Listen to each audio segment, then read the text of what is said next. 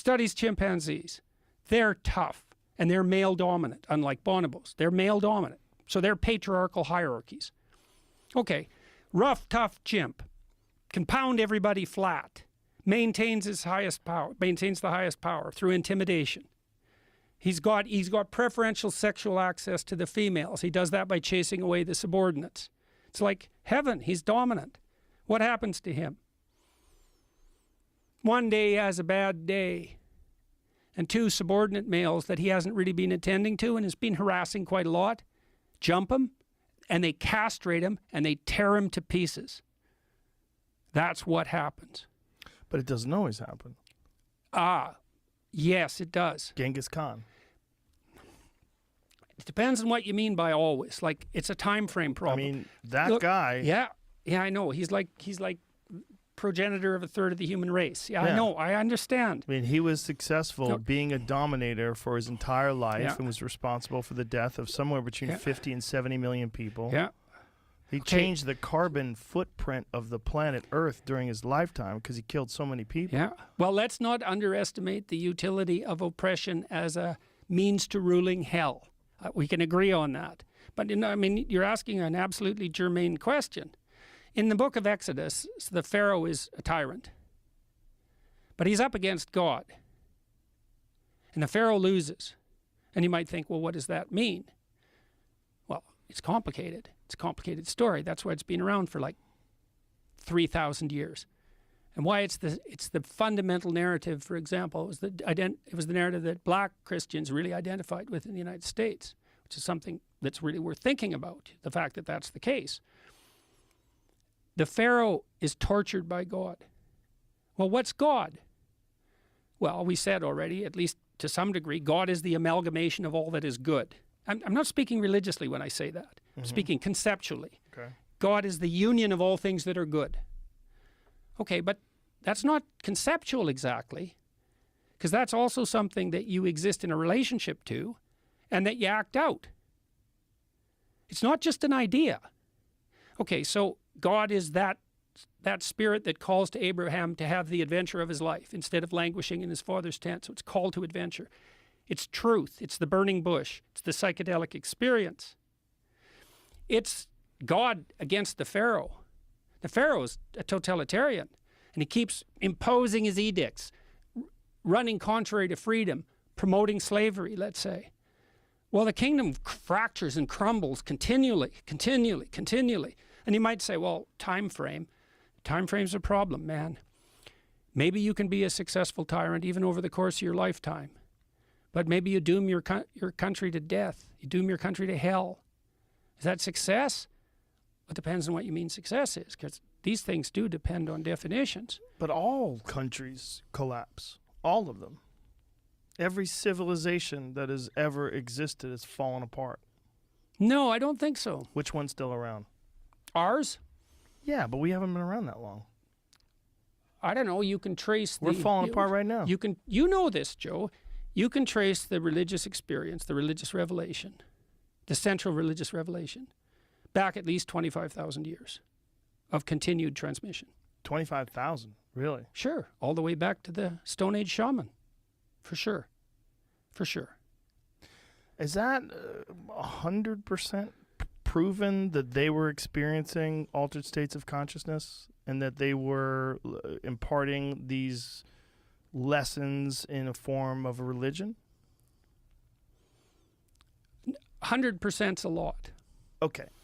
For certain? I think I can only say what I've concluded by looking in as many places I could possibly look, ranging from the theological through the literary, through history, through the scientific, the biochemical, all of that, trying to stack all that up. So it's multiple, it's called a multi-method, multi-trait construct analysis. The idea is if something's true, it will manifest itself in multiple different places with independent methodologies. So it's like your senses do that. Is this real? Well, I can see it, I can hear it, I can touch it, I can taste it. 5 things say it's real. Is this cup there, Joe? Yes. Okay, now you said it's real too. Okay, real. Now, is that finally real? No. but that's a different question. It's Right, real right. enough for Real the enough. purposes. Same thing here. I think the idea that, like Jack and the Beanstalk, the magic beans, climbing up the magic stalk to heaven, that's a shamanic tale. We know some fairy tales are 15,000 years old. That one's 100,000 years old? Is it really? We don't know. Right. It's But that hard story, to quantify. like Mircea Eliade wrote a book called Shamanism. He's a great historian of religions. And he looked at the commonality of shamanic experience across multiple cultures. It's very stable. He thought that psychedelic-induced shamanic practices were a corruption of the original tradition. I don't think that's right. I think it's wrong. We had a conversation before the podcast started about Brian Murarescu's work and the Immortality Key, which is an amazing book. And I was, we were talking about that sort of field of study that has emerged in Harvard now because of Brian's work, and that they're now and Ruck, right? Yeah, yes, and Gordon Wasson, yes, and all Gordon these Wasson crazy from bastards, Mexico from the 50s, right? So it was Life magazine. Hey, let's wrote discover about psilocybin mushrooms. Yeah. Oops. That is now being really. It's not fringe anymore. Then what? Yeah, it the still is. It is sort of, but yeah, wait till it's not, man. yeah. Well, it is, right, and that there's a lot of people that still aren't aware. But at least in academia, at least in Harvard, it's now being pursued. Roland with Griffith's sincerity. work has helped that a lot too. Yeah. The work he's done with psilocybin in the lab, which is like really solid scientifically. That's John Hopkins, right? Yeah. That's and also who did the DMT work? Rick Strassman. Yes. Poor Rick. I It's love like, that guy. Yeah, he had to stop doing it. Really, it's like, look what's happening. What do All you these mean? people get shot out. Well, he didn't know what to do with it. He's a really traditional biological, psychological researcher. And he said, well, we'll measure people's heart rate and we'll check their psychophysiological responses and, we'll see what this DMT does. It's like, and then all these people came back from the experience and said, hey, I got shot right out of my body and I went into a domain where I met alien beings. It's like, you were dreaming. No, you don't understand. I've dreamt before.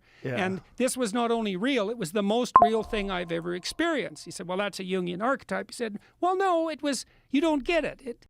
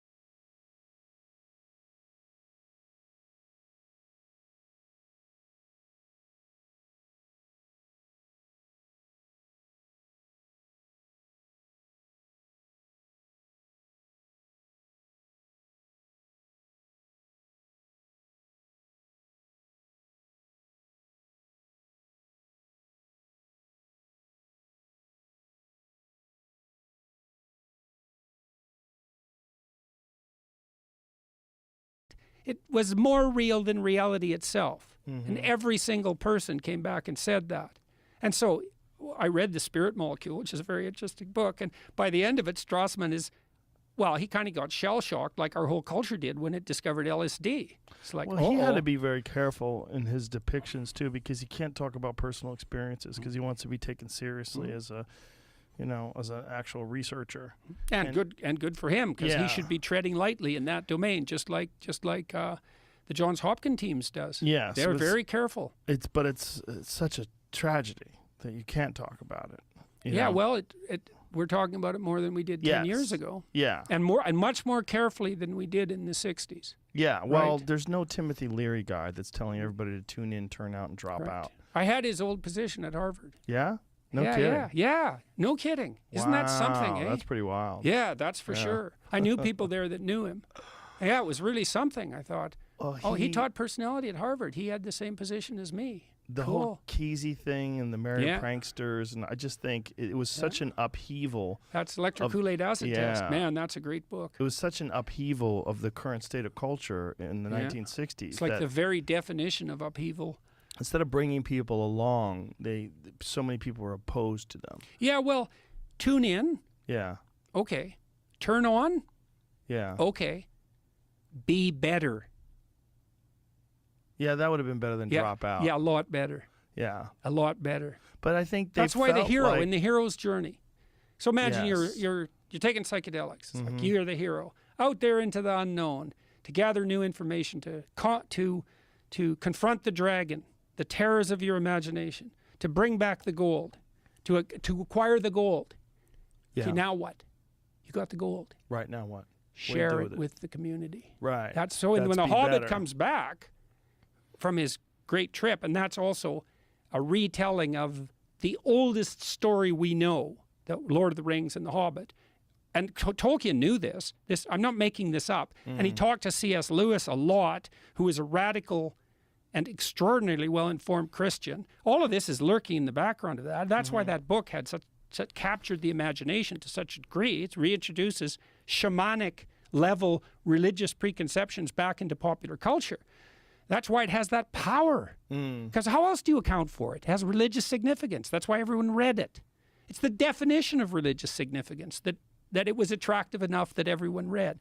Well, when The Hobbit comes back, it's like all the heroes who come back from that journey share what they have with the community and integrate it. It's the opposite of dropping out. Right.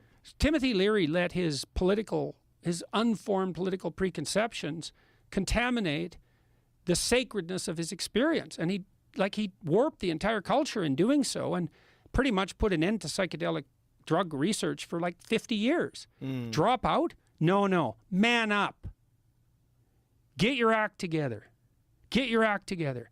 Because you get an intimation in states like that of, first of all, the fact that things are infinitely more than you could possibly realize, including you. Like really. And that's unbearable in some sense. Don't you think that it was in response to the rigidity of the times, though, that you're dealing with? No excuse. I'm not saying it's an excuse. But yes, it was. The 1950s were, and then also dealing with the Korean War and then Vietnam. Yeah. There was so much to oppose from their perspective that society was almost impossibly flawed. I got a good story for that. So I went and met Guy Ritchie when I was in the UK. So that was real fun. Yeah, he's so hospitable. He built these huge barbecues. He's manufacturing these bloody things, same size as your table here. He makes barbecues? Copper top, yeah. Really? Yeah. He wants everybody to gather around a fire so he can be hospitable. So he built a bloody barbecue. Like, it took 7 years to build the prototypes properly. They're worth like $50,000. He's marked. It's such cool, and he's so hospitable. Where do you buy a Guy Ritchie barbecue? From Guy Ritchie. Come on. Yeah, there you go. What? The gentleman. Get the fuck out of here. Yeah, so there's these braziers on both sides. Outdoor grill table is now available. You sit outside in the cold in his tent, and there's cloth around the outside of the table so you can put your knees underneath, and a stove in the middle so it keeps you warm. Yeah, well, that's where we were. So it's a whole structure. Yeah, and then he was roasting these huge steaks in this charcoal brazier and cutting them up and feeding them to us. Wow. And he wanted everybody to gather around the fire. He's such a fucking interesting guy. He's a legitimate Brazilian Jiu-Jitsu black belt.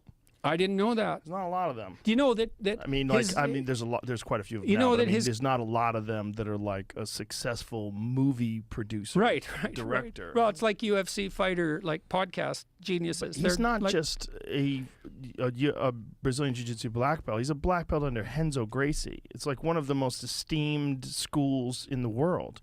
It's like the lineage is like from the original source of Brazilian Jiu-Jitsu. I mean, he's from the Gracie family. Right. It's a very respected black belt. You know, his characters in the movies, they ad-lib that dialogue. What? He absolutely. I talked to Matthew McConaughey about this first. He said Ritchie, and then I asked Guy Ritchie about it. I said he sets up the scenes and he has the story in mind, and then he pays real attention to the context and he lets the actors ad-lib. That makes sense because it seems so organic. No kidding, and the dialogue's so sharp and witty and on point. So I watched King Arthur, and it's a chaotic movie. He's trying to do a lot of things at once, and I don't think that technically it's one of his most successful movies, but there's parts of it that are extremely interesting. And so one part is, this is very, very cool. So when Arthur first grips the sword, he's blown off it. Now, he can pull it out of the stone because he's the guy. He's the long-lost son of the rightful king. Long lost.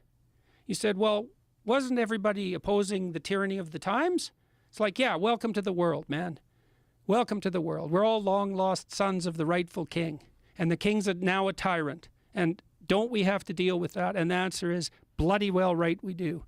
So Arthur, who's got his eyes open, and he's born in straitened circumstances and has to grow up street smart, and his friends are all funny and they engage in witty repartee, and like he knows the world from the ground up. Grabs the sword, he can pull it out of the stone, but he's blown right off it. He can't wield it because he has visions of his evil uncle who conspired with feminine forces of chaos and killed his father, murdered his father and his mother.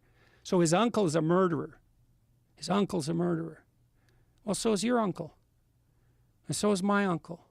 That's our historical guilt that the lefties weaponize all the time. It's like the soil we walk on is soaked with blood.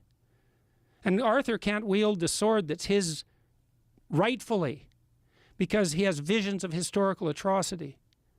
It's like, welcome to the world, man. It's like, how do you know your masculine ambition isn't part of the world-destroying force? Because, yes, it is. So then why, when I accuse you of racism and so forth, and your white privilege and your masculine privilege, like, why don't you just wander off in a corner and feel terrible and apologize? And the answer is, you probably will, because most people do. You don't, but most people do, and I know why. Partly because they're reasonable. If 30 people come after you and say, you're a racist tyrant, and there's 30 of them, you go home and you think, well, 30 people think I'm a racist tyrant, and like, I got my flaws, man, and I might be a little racist because we all have in-group preferences, and I shoot my mouth off sometimes, and I haven't always been the way with women that I should be, and maybe I've mistreated some people, and maybe I did it too much, and sorry. And then you're a shell, right? Another mob comes for you. It doesn't work at all. Do you think that this is a factor of this new way of communicating where everyone's communicating all at once? It's not just these small groups of people that you're familiar with that are in your tribe or that you interact with from other tribes. This is this is like unprecedented volume of human beings. I think that's part of it. I mean, I've almost stopped reading Twitter comments. Almost? Yeah, well. Still hanging in there? Yeah, and I'm not exactly sure why. Some of it's like pathological curiosity. I don't think it's good for you. No, I don't think so either, but in any case,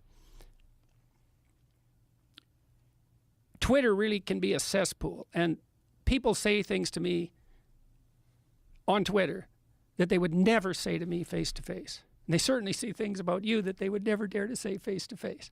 But I mean, not only because probably it wouldn't end well if they said something like that face to face. That's part of it.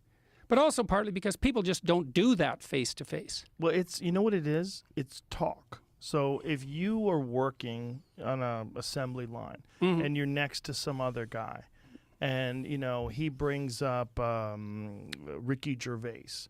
And you're like, fuck that guy. That guy's a piece of shit. And he starts saying all these horrible things about the guy. That's just talk, right? Well, this is just talk, but it's written down. First person to say that to me is Louis C.K.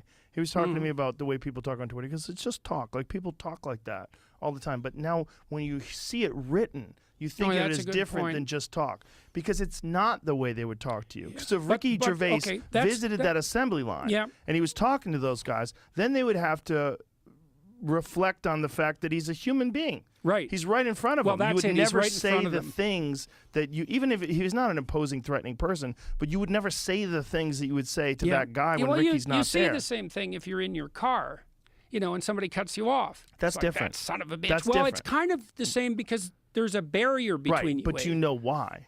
Do you know why they're so accelerated? It's because of the speed the car's moving.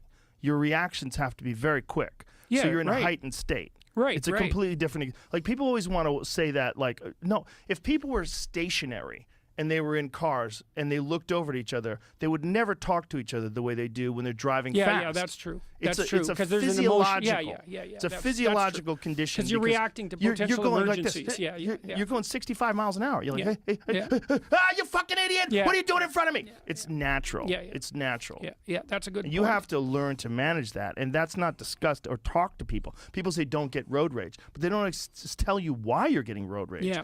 A lot of your getting road rage is just your physiological response to the fact that you're going fast and your body's required to make very quick movements. Yeah.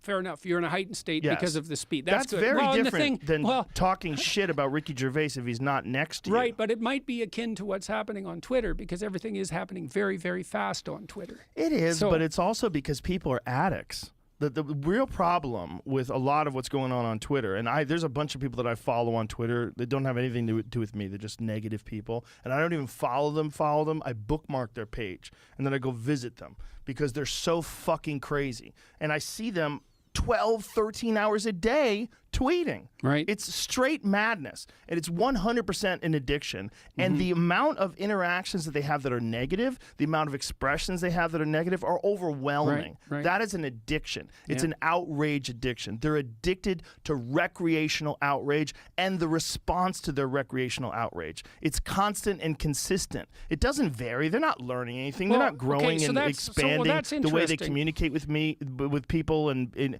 becoming better human beings and more kind human beings. They're addicted to outrage. Imagine you do get a kick from that sort of spontaneous outrage, but when you manifest that in the real world, there's a cost. Yes, and the cost is look the hell out because maybe you said it to the wrong person. Well, you also can't get that many interactions in the regular world. So one of the problems, I like that. I think that's very interesting that there's a hit because the thing about anger is a mix of two emotions. It's negative emotion. Yes. But it's also positive. It's approach because if it wasn't, you couldn't fight when you were angry. Well, let's talk about your own comments. When you read your own comments, you could read many comments like, thank you, Jordan, that book was really aligned to help me. And then one will come in and go, you transphobic piece of shit. Yeah. You know, you're responsible for the death of thousands of children who've killed themselves because they can't express their true gender identity. And you'll see that one. And that won't have an effect on you. That's the same as these other people. These other people that are interacting, we are designed to seek out danger. When danger comes our way, we're prepared to react to danger in a much different way than a friendly smile or a casual compliment. Yeah. Casual compliments and friendly smiles are nice, but danger is something you have to pay attention to. That's the addiction of Twitter. So the kind of comment that you described where someone will say, I don't agree with your views and you're hurting all these people, those comments don't make me angry. The misrepresentation of your positions. That doesn't really make me angry. What makes me angry is, like, I think it's something like, it's like casual insult. That makes me angry. And it's because I think, that's a tough one, man. It's just shit posting. Yeah, but it's the problem with Twitter is that the price of being a prick has fallen to zero. Yeah. Okay, but that's not true in real life. And so the question is, if someone's being a thoughtless prick to you on Twitter, I mean, maybe one, and maybe this is the proper answer, is that you should just ignore it. Yes. But the thing is, ignoring psychopathic behavior does not make it go away. Well, it goes away to you. Yeah. That's all that's important, Jordan. You can't control the interactions of the 7.5 billion people on Earth, but you can control how you interface with them. Yep. That's the difference. And if you continue to interface with people who 1 out of 10 is going to say something fucked up to you, and that's going to hurt your day, and it's going to hurt your feelings. I have friends that will go on Twitter all day long, comics, and they'll read comments about them, and then you'll see them at the club. They'll be a fucking wreck. Yeah, yeah. And I'll be like, hey, bro, stop reading that shit. And I'll tell them. Yeah. You know, I'll do podcasts with comics, and they'll say something that's fucked up, or they'll go a little too far, or they'll talk over people too much, and I'll tell them afterwards, like, don't read the comments.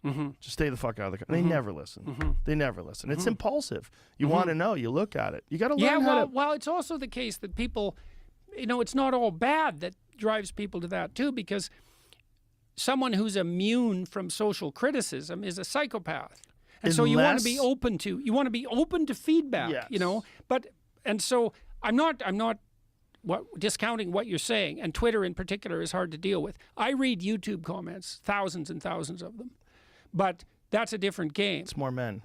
Well, it's also way more. It's also almost all the comments on my YouTube channel are positive. It's really? like 99%. That's interesting. Unless we're talking about political issues. I found that the YouTube comments were the first things I stopped reading because they were so negative sometimes, and so disproportionately angry about takes on certain subjects and the way they would, you know, exaggerate interactions with people and make it seem like these were horrible, you know, horrible aggressive exchanges when they weren't. They were just casual disagreements between people that sometimes are clunky. Right, right. You know, and so. Well, I've been fortunate with the YouTube channel in particular because it has become a very, very positive place. And so I'm very happy about that. I'll give you an example. I was going to say something, though, but let me finish my thought. Because what I was going to say was what I realized is I don't need to read those, and those don't necessarily represent truth. But what they do represent is someone having a clunky reaction to my clunky reaction. And maybe they've drawn all sorts of conclusions, and they've decided to look at it in the least charitable way. Yeah. And I can choose whether or not I let that affect me. And the best way to not let that affect me is to not read it. And the best way to make sure that I'm not immune to criticism is my own self-criticism, which is ruthless.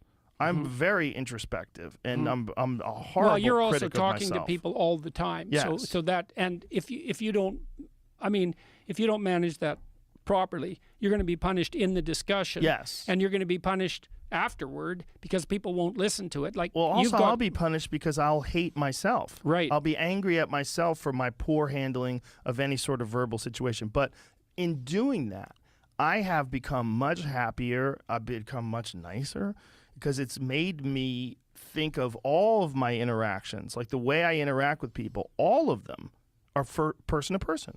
All of them. Right. All of them are face to face. Even though this podcast is reaching fucking millions of people, all of my interactions with people are face to face. And it's a much healthier way to communicate with people. All the interactions I have with people face to face, I might as well say all, because I've had like, I don't know how many interactions with strangers in the last 5 years, but it would be at least,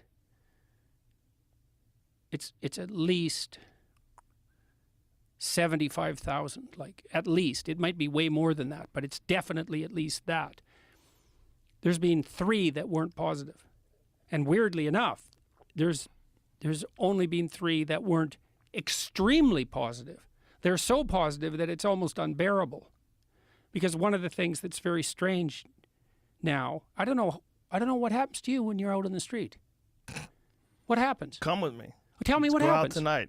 We will. It's fucking wild. Yeah, so tell me what happens to you. I get mobbed. It's weird. Okay, and how often have you had a negative interaction? Very, very, very, very rare. Most people are friendly. Even most people, if they didn't like me before for whatever reason, they say hi, I say hi to them. Yeah. And we usually like, oh, he's just a person. I'm just a person. And I'm a nice person. I'm very nice. I go out of my way to be nice. Yeah. It's something I practice. Yeah. Like I practice martial arts. I practice being nice Yeah, because I think yeah. it's valuable. It's not Yeah. just valuable to me. I think it's valuable to the people I encounter. Oh, I think I have a absolutely. responsibility to the way people react to me. Yeah. And if I Well, one of the if I things about- misstep, it bothers me a lot. Well, the other thing about being in a position like the one you occupy is because people know you in a way that you don't know them when they approach you. Yes. And the reason they approach you is because you're an idol of sorts, because otherwise they wouldn't hold you in esteem. And that is even the case if they're negatively attracted to you in some sense, right? And so the problem with those interactions is that if you make a mistake, that person will never forget it for the rest of their life, and they will tell everyone about it. Well, more so- importantly, like the way they feel could have been avoided. Yes, absolutely. You absolutely. could have done a better job in interacting with Yeah. them. And then, sometimes people come up to you and look, one of the things that I've done when I've met famous people that I really admired is I've been awkward and clunky. Yeah, yeah. And if you Very likely to be and the if you're case. awkward and clunky, especially when I was younger, Yeah. and you catch someone who's tired, maybe someone Yeah. who's jet lagged or hungover, Yeah. you can have a bad interaction. You bet. And then you're like, that guy was a dick. And then it's Yeah. fun. It's fun to say that guy was a dick. Oh, yeah. It's fun. It's exciting. Yeah, well, it's also an expression of your profound sense of betrayal. Yes. Because you're kind of hoping when you go up to the person that they're the real thing. Yes. And then you get burned, and you're really betrayed by that. Like, it's a Right. deep betrayal. Sure. I mean, I spent a lot of time in my clinical practice working with people who were socially awkward. And so analyzed social awkwardness at the level of detail. And one of the things I do when people come up to me, because they're often awkward, and they'll say things like, "Oh, I'm fanboying" or something like Yeah. that. And I always shake their hands, and I always look at them, and I always ask them their name. And no matter how awkward they are, they can almost always remember their name. And so once they say their name and they look back at me, 95% of that awkwardness goes away. Yeah. And then, so I can put them at ease instantly, and then we can have a real interaction. Not long, because otherwise I would only be doing that. And that always goes wonderfully, and it's amazing. But I think it was hard on me. It's hard on me in a way, because a lot of the people who come up to me are emotional. And so it's weird. My life is so weird, because wherever I go, it's like being surrounded by old friends, because I'll go down the street and everybody says hi, or they'll come up to me in this friendly way and open, like there's no defenses. Right. They come up to me like they're people I know, which That's is the same very as weird. me. Yeah, I'm sure Yeah, it is. same man. exact thing. Yeah, yeah, Yeah. And so you really have to handle that carefully, because they have made themselves vulnerable in that moment, and you don't want to. You've had an impact on their life. I'm Yes. sure your work has shaped a lot. A lot of the people that are very happy to see you, you've had a personal impact on their life. Yeah, and it's been a positive one. And Yes. so wouldn't I be the ultimate bloody fool to do anything to put any sort of twist in that at all? Because Right. wouldn't that be a catastrophe? But So- human interactions are messy, and sometimes things go clunky. Yeah, Yeah. yeah. Well, my wife has got good at this, and I have a good team around me, and they help me manage this. And so, because we try really hard to make sure that all these interactions go as well as they possibly can. Yeah. And it is really wonderful, because it's really something to be received as a friend by strangers everywhere. And you It's think, nice. this is back to this idea of success. You talk about these successful, power-mad psychopath types. That isn't what happened when they walk down the street. It's like people are plotting murder, or they always are lying to them. Like everywhere they go, Right. it's literally hell. Saddam Hussein at the mall. You bet. Or Stalin, who got hyper-paranoid. Everyone's a liar. Everyone's a liar. Well, yeah, everyone lies to you. Everyone. Right. You have no friends. They are terrified of you. Not a single word anyone has ever said to you for the last 40 years was honest. He's got a bias control group. Yeah, and he created it. So how's that for hell? What was it like for you? Because you have a very weird experience in life. You were, it's very weird. There's not a lot of people like you, where you were a university professor and then all of a sudden you were famous. And Yeah. you were famous in your late 40s. And really famous. Like not just famous, but famous as like a worldwide, depending on who you ask, either you're a voice of reason and rationality and personal responsibility, or you're a voice of intolerance and bigotry and anger and hateful. Sexual oppression. What did Michael prejudice. Eric Dyson call you? A mean angry white man? Yeah, and a mean, angry white man. Yeah. Hilarious. Yeah, yeah. You're not mean at all. Yeah. That's what's dumb about that statement. It's you're not mean at all. It's I am white. Actually, that's a lie, too. I'm kind of tan. And he was actually not black. If you're tan, he was what sort the of fuck brown. am I? Because I'm darker than you. Yeah. That's ridiculous. Yeah. But neither of us are white. Well, I'm Italian. And mostly. he was brown, not black. Well, isn't that weird? Yeah, it's really weird. The black and white thing is so strange Yeah, because like the shades are so tan and brown. There's such a spectrum of shades of people. Unless you're talking to someone who is like 100% African from the darkest place where they're not wearing any clothes all day and they've developed all that melanin to protect themselves from the sun. You know, even the term black is weird. And when you use it for people that are literally my color, it becomes very strange. Yeah. You know. Mm-hmm. This is true. It's so you were asking me what it was like. What is it like to be you? Like, what is it like to? And then I know, you know, you've gone through a lot of shit. And this latest thing with getting off of the benzodiazepine, that to me was a real shocker. Because first of all, I had no idea that you were taking it. And then to find out that it's that difficult to get off of, and then to hear from other people that have tried to get off of it how difficult it is, and then to realize how many people around me have an issue with that stuff. Xanax is a motherfucker. And I didn't know what a motherfucker it was until I talked to a friend who is a counselor at a drug rehab center, where he was saying that that is one of the ways that people get locked back into drinking and doing drugs is a psychiatrist will prescribe Xanax. And sober people who get on Xanax all of a sudden start drinking. He said it's super common. He said that it's one of the most difficult drugs to get off of. He said, and this is something that Dr. Carl Hart, who's I love him to death. He's brilliant. He speaks so openly and honestly about drugs, and you know, the guy's a professor at Columbia. He said that there's two drugs that will kill you when you get off of them. He goes, it's alcohol and benzodiazepine. Those are the two that if you just quit, you'll fucking die. And or you wish you would. Meanwhile, they're handing those things out like Tic Tacs. Yeah. Well, they were regarded as a safe substitute for barbiturates. And you could easily overdose on barbiturates, especially with alcohol. Well, when did they know? When was it in the literature, the difficulty of detoxing yourself from these? Very recently. Really? Yeah. Jesus Christ. And when did they start being handed out? 20 years ago. Fuck. More. So what happened? People just stayed on them? Often. I have one good friend that takes it every day and takes it oftentimes with alcohol, which I know you're absolutely not supposed to do. There's not a damn thing I can do about it. This is a friend that I love to death, and I put my hands up and I go, there's nothing I can do. And he's been on it for more than 10 years. Yeah, well, I started taking them because I was ill. Yeah. You know, and they helped because I couldn't sleep. I couldn't sleep at all. I don't know. I still really don't know what happened to me. You couldn't sleep, and so an anti-anxiety medication. Do you think that this is one of the things that I wanted to talk to you about. This is why I brought up the fame thing. How much of the pressure of being attacked by all these different people and having these people write these horrible articles about you, and I know you read that stuff, which is different from me. I don't read stuff about me, and I think that's helped me tremendously. And that, like, my gauge of how I deal with people is, like Tucker I said, Carlson doesn't read things about him either. You can tell. You can tell by the way he communicates. He seems free.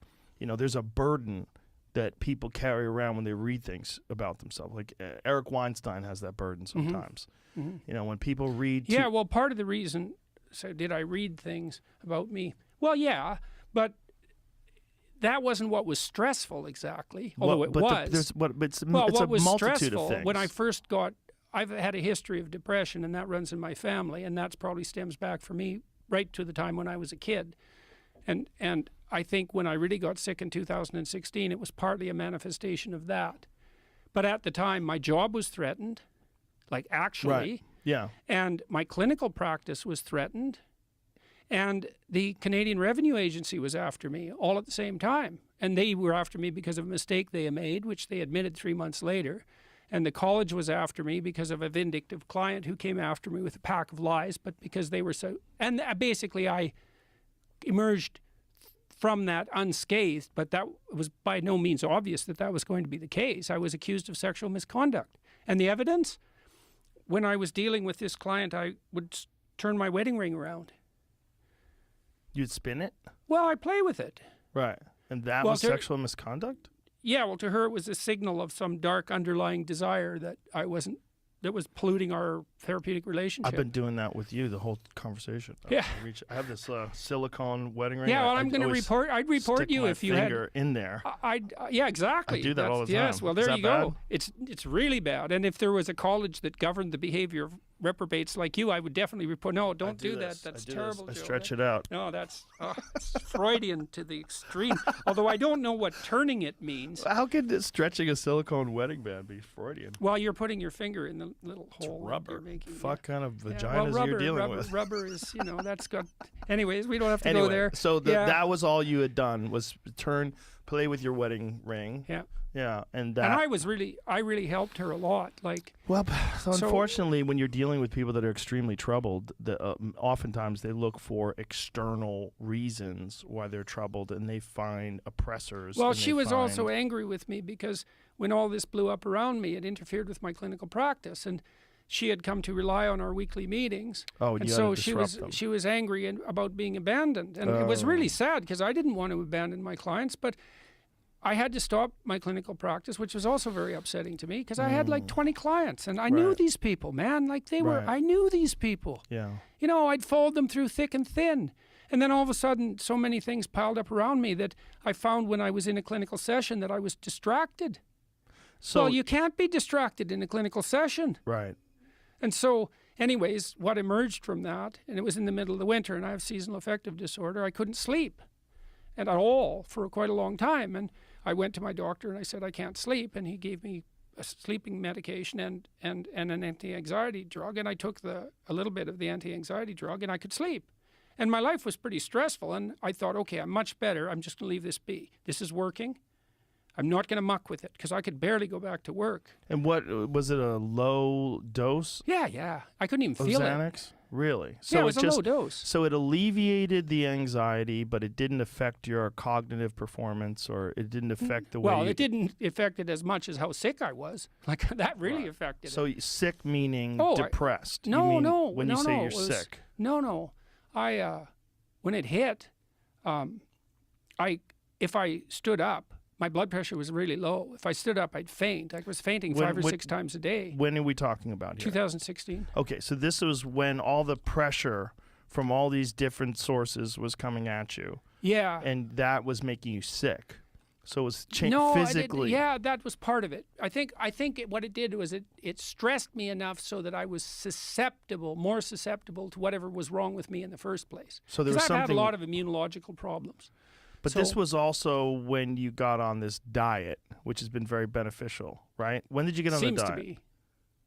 Yeah, it was around the same time. 2016, 17. Yeah. And that seemed to be my weird life. Yeah, the cure to a lot of your woes was to eliminate processed foods and eliminate sugar and bread and pasta and all those different things. Which I hate to talk about it because I don't really recommend this to people, because I'm not a dietitian and I'm not really that interested in it, in a sense, Yeah, but partly because I'm not an authority. But it's your personal experience. Yeah. Well. So your personal experience in just this all. Well, my wife has a lot of immune problems, and some of them are quite serious, and I have a number of immune problems, and some of them are quite serious. And our daughter got both of them and was really affected by it. And she told her mom, this is Michaela, she told her mom, when she was starting to come out of it a bit, she said, Michaela was only staying awake 6 hours a day in her late teenage years. And the only reason she could stay awake was because she was taking Ritalin, because otherwise she would have just slept literally all the time. Jesus. And she said, Mom, I was dying.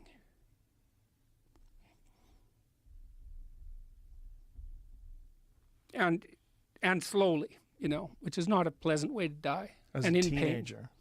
Yeah, it was terrible. I mean, she had to have her ankle replaced as a teenager, right? Yeah, and then replaced like 3 years ago. And this is No all general aesthetic. This is all because she. You know, which is not, otherwise she would have just slept like literally all the time. Jesus. And she said, you know, Mom, I was dying. Teenage years. And the only reason she could stay awake was because she was taking Ritalin, because otherwise she would have just slept like literally all the time. Jesus. And she said, you know, Mom, I was dying.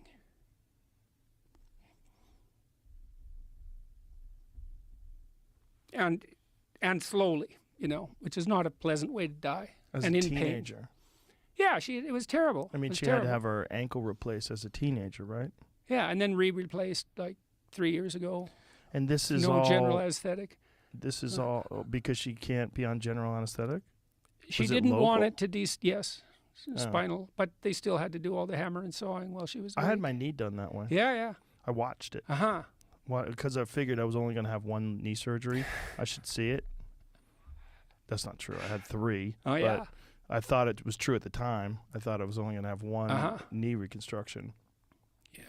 Yeah, so I started getting better in September, and I'm not sure why. So, but let's go back to this. So Yeah. the meat diet, the all meat diet, you lost weight, and that alone, getting rid of excess body fat, it oftentimes will help with a lot of things. But also, you eliminated all these inflammatory foods. I seem to have recovered from all the inflammatory conditions. So I had very bad gum disease, which is not good for your cardiovascular system. What is gum disease? What do you mean? Well, your gums recede and they bleed, Mm-hmm. and it happens when people age. That's the theory. Right. And I had 3 surgeries to control it because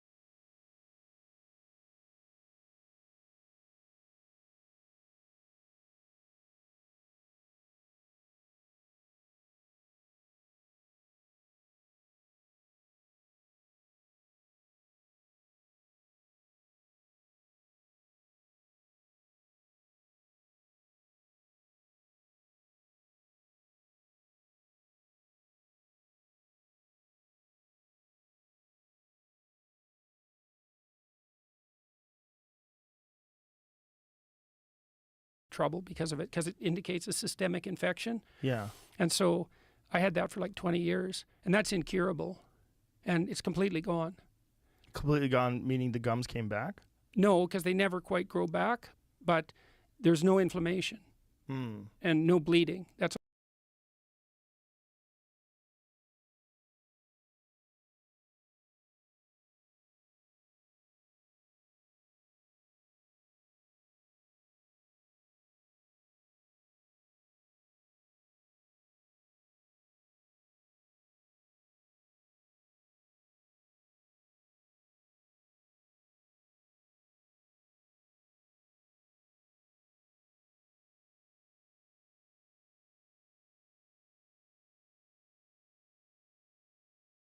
all gone, and no irritation. Interesting. So that's interesting. And I had psoriasis, and that's gone. And I had peripheral uveitis, which caused my right eye to be full of floaters because there's inflammation on the bottom, producing like tissue production, and that would fill the aqueous liquid in my eye, and I could see all these floaters all the time. And that's pretty much gone completely. And I lost 50 pounds in 7 months, and now I weigh exactly what I weighed when I was 23. And like I don't have an ounce of excess body fat, and I'm what else? The sides of my legs were quite numb for like 2 decades. Sides of your legs were numb. Yeah. Were you having back pain? No. No back pain? No. Not at all? No back pain. But that went away. So now they were hard. They got hard and rigid, and kind of old, because you see that in older people, that their muscles start to rigidify and so forth, and that's all gone completely. That's completely flexible again. And so. And you've been on this diet now for 5 years. 5 years? Yeah. And it's just meat? Yes. Although there were times when I was eating some other things, but that didn't seem to work very well. So. What other things were you trying? Low carb vegetables, primarily. Like greens, mushrooms? Yeah. Did you eat mushrooms? No, tubers? it was mostly greens. Any fruit? Some, yeah. I miss fruit a lot. I miss a lot of things, but c'est la vie. So when you introduced fruit, that was an issue? When I was still really sick in August, and I was eating some more things because I thought, oh Christ, I'm so goddamn sick that I don't care. I'm going to get something positive somewhere. Right. So I started to eat some other foods, but my daughter convinced me to stop that entirely again, and another number of other things happened, and I started to feel better. Like in the mornings when I woke up for like 2 years, it took me like 4 or 5 hours before I could stand up. Like it was, and it was awful. This is coming off of benzodiazepine. It's hard to say. I don't know what happened, because like I said, I was sick when I started taking them. So do you think a lot of this certainly is going pressure? off them was, I really don't know, Joe. You know, when you get sick and you don't know what it is, you actually don't know. But it seems like stress, my mother, right? my mother and my sister were worried when I decided to go on tour again. We decided to plan this tour back when I was still literally so sick I couldn't stand up. And we thought, we're going to live like this is going to come to an end. So we planned this tour. My mother and sister were quite worried about it because they thought that the last tour was part of what stressed me out. But I don't believe that. I really liked it. Like, I thought it was a really affirming experience, and like, it was intense, but I'm not interested in sitting around relaxing. I don't even know how to do that, really. Even if I have time off, I don't relax. Like, well, enjoyment and stress, they're often the same thing. Not if you're doing what you love. But even if I know it can be too much. Love, yeah, but what do you do instead? What do you do instead? Like, I relax. What does that mean? I have a pontoon boat. I go out on my lake. We look at the sunset. I love that. I'm not saying you should do anything different. I know, but I'm saying physiologically, enjoyment and stress often come hand to hand. Yeah. Because some of the things that you enjoy doing are challenging, and challenging things create physiological stress. Yeah, they don't. They don't? No. In fact, there's a whole literature on this. Imagine that challenging things, challenging not things. Not if they're voluntary. Not if they're voluntary. Okay, yeah. What if you like to fight?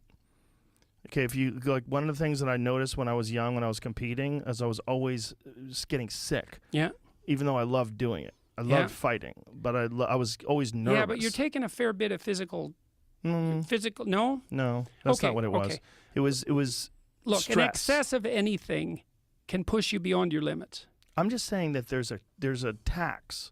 There's a thing that you're doing, right? When you're interacting with thousands and thousands of people, you're expressing controversial viewpoints that are Yeah. often criticized. You're reading articles that are written about you. There's a stress that comes with doing this thing that you love that's undeniable. Yes. And I've had to parse that apart carefully to decide what was particularly stressful that